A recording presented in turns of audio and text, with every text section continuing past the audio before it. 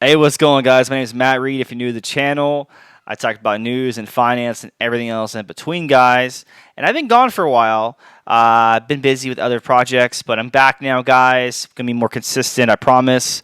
But if you're new to the channel, subscribe. Helps me out a lot. Got to grow this channel, guys. Um, that being said, all right, today's video, guys, we're gonna talk about how essentially inflation is affecting the average person and their ability to buy a house in America, guys. Because look, right now, the average home, based off what I'm seeing, uh, well, let's go based off of, let's see here. All right, so March of 2025, the average home value was 400. I'm sorry. Yeah, the average was $497,700. That's the average home value, guys, in America. Now, which is crazy to think about, and I don't want to make anyone mad here, but if you go ahead and look, you guys can't see this because I don't have my screen share, but I'll say it out loud. So the average home value in March of 2025 was 497,000. If you were to go back, let's just say 10 years to 2015, March of 2015, guys, you're going to see something radical. The average home value then was 352,000. So essentially, the average home has went up 100,000 in 10 years, guys. Just about the average home, guys. If you go back, 20 years. Let's just go back to 2005. Let's see here. The average home then would have been March of 2025 would have been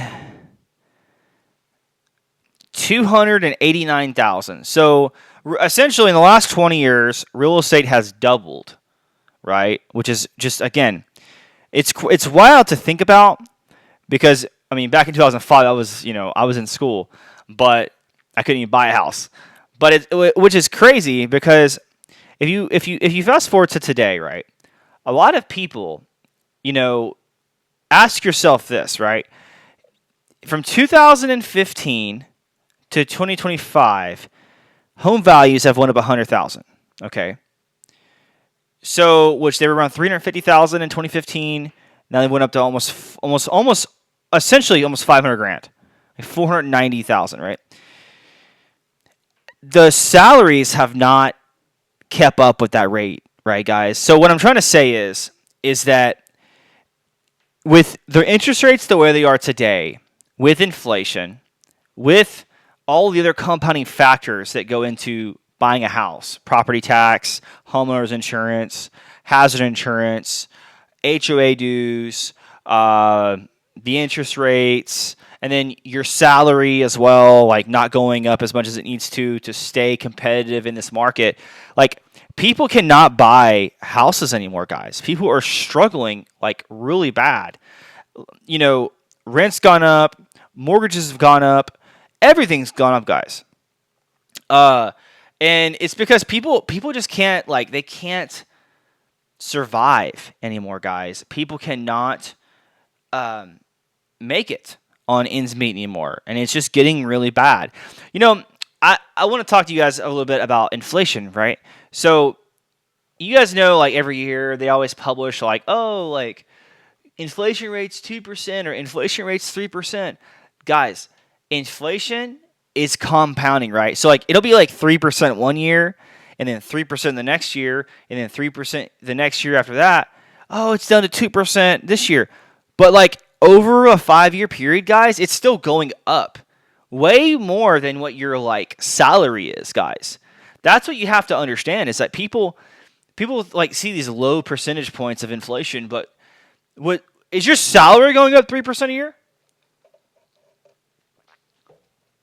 Most people's salary is not going up like that. So people's salary is not keeping up with inflation, nor any of the compounding factors I listed. Again, HOA dues, property tax, hazard insurance, home insurance, the inflation overall, and then obviously the interest rates as well, guys. People cannot afford to buy a home. And it's going to continue to be that way, guys. People cannot afford to buy a home. And I don't know what the answer is, guys. I really don't. I mean, people are going to have to start cutting back. People are going to have to start, taking on second and third jobs. That's what's going to have to happen, probably. I mean, for people to actually be able to afford to buy a house and now in this economy, it's getting so bad where I'll be honest with you guys, I don't know how people are going to buy homes in the future. Unless you have an all-out market collapse where home values just drop 100, 150 grand and interest rates drop, like that's the only way people are going to be able to buy a house, guys, nowadays. I mean, really, if you think about it, like people just cannot afford to buy a house anymore. I mean, people barely have money. Like the average American has like $400 in savings. No, I'm sorry. The average American can barely cover a $400 expense. That is wild to me. Think about that. So, like, what are people supposed to do, guys? Like, in this economy, what are people supposed to do? How are people going to survive if they can't even cover a basic $400 expense? How are they supposed to come up with a down payment for a house, guys? How are they supposed to have money to feed their families, guys? It's getting really bad, and I don't know how people are going to continue to just pretend it's not bad. Like, people don't have money anymore. Everything is going up. Everything. I can tell you guys right now, like with my insurance has gone up on vehicles. You know what I mean? Utilities are just randomly going up. Like, you know what I mean? Like we literally live in, I feel like, a hamster wheel. One big giant hamster wheel, guys. And I don't know how people are actually going to be able to continue to survive. I mean, you literally need, I feel like in today's economy, you need two incomes at least. Like, whether it's like husband and wife or, two parents, whatever.